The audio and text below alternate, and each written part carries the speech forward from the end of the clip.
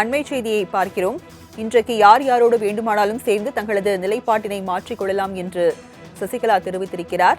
ஆனால் எனது நிலைப்பாடு ஒரே நிலைப்பாடுதான் என்றும் அவர் திட்டவட்டமாக தெரிவித்திருக்கிறார். அதனை அண்மை செய்தியாக பார்த்துக் கொண்டிருக்கிறோம். மேலும் புதிய வியூகங்களை வகுத்துக் கொண்டு இருக்கிறேன் என்றும் அவர் தெரிவித்திருக்கிறார். அதனை அண்மை செய்தியாக பார்க்கிறோம். மேலும் எனது இறுதி மூச்சு உள்ளவரை தீய சக்தி திமுகவை எதிர்ப்பதுதான் என்றும் வி.கே. சசிகலா திட்டவட்டமாக தெரிவித்திருக்கிறார். கூடுதல் விவரங்களை செய்தியாளர் ராஜேஷ் வழங்க கேட்கலாம். ராஜேஷ், சசிகலா என்ன தெரிவித்திருக்கிறார்? விவரங்கள் என்ன?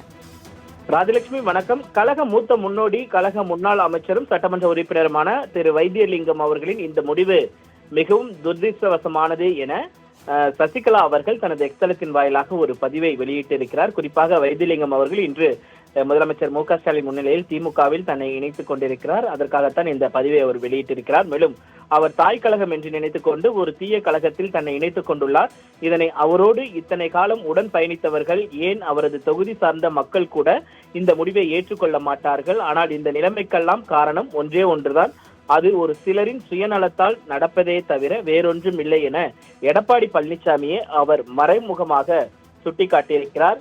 மேலும் அதிமுக என்ற ஒரு பேரியக்கம் இன்னும் 100 ஆண்டுகள் ஆனாலும் இந்த இயக்கம் மக்களுக்காகவே இயங்கும் என்று சூழலைத்தார் ஜெயலலிதா. ஆனால் இன்றைக்கு தங்களை தாங்களாகவே தலைவர்களாக அறிவித்துக் கொண்டவர்கள் இயக்கத்தை காப்பாற்ற முடியாமல் தோல்வியடைந்து இருப்பதைத்தான் இது காட்டுகிறது. இன்றைக்கு யாராக இருந்தாலும் கட்சியை வளர்ப்பதை விட்டுவிட்டு அழிக்கின்ற செயலில் ஈடுபடுவது மன்னிக்க முடியாத செயல்கள் என்று அவர் குறிப்பிட்டிருக்கிறார். இது போன்ற கட்சிக்கு பாதகமான நடவடிக்கைகள் மூலம் திமுகவினரின் ஆசையை நிறைவேற்றியிருப்பது தெரிகிறது என்று அவர் குற்றம் சாட்டியிருக்கிறார். மேலும் அம்மா அவர்களது ஆட்சி காலங்களில் மாற்றுக் கட்சியில் இருப்பவர்கள் தான் நம்மை தேடி வந்திருக்கிறார்கள், அவர்களை இணைத்துக் கொண்டு நாம் பயணித்து வெற்றிகளை பெற்றிருக்கிறோம். ஆனால் இன்றைக்கு அதற்கு நேர்மாறாக நடப்பது ஏன் என்று அனைவரும் சிந்தித்து பார்க்க வேண்டும் என்று அவர் குறிப்பிட்டிருக்கிறார்.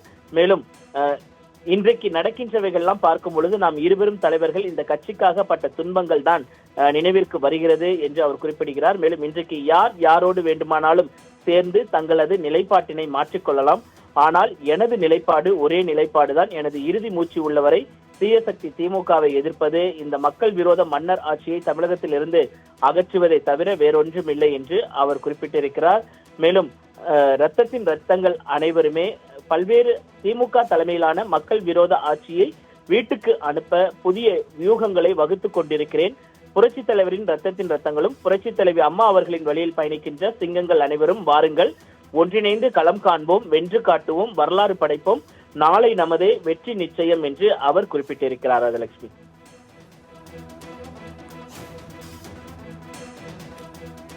விவரங்களை வழங்கியதற்கு நன்றி ராஜேஷ்.